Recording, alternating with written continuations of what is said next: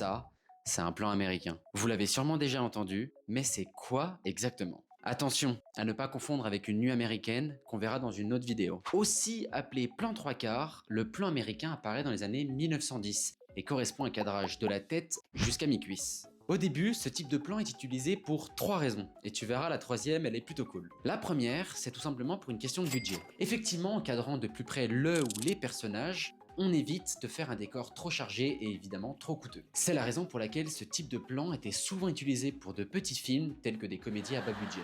Deuxièmement, le plan américain permet de montrer plus facilement les émotions du visage. Car oui, si tu t'éloignes trop, tu as ton mannequin ou ton comédien en entier, mais tu ne vois plus ses émotions.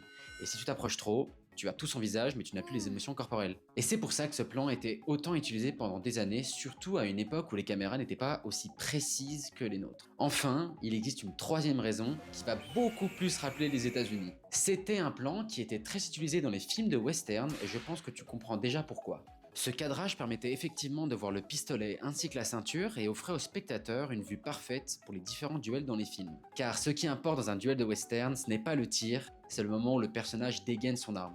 Et voilà, j'espère que je t'aurai appris quelque chose aujourd'hui. Si tu veux parler cinéma, n'hésite pas à venir me voir sur mes autres réseaux. On est en live toutes les semaines sur Twitch. Et maintenant, quand tu voudras impressionner en soirée, tu pourras dire que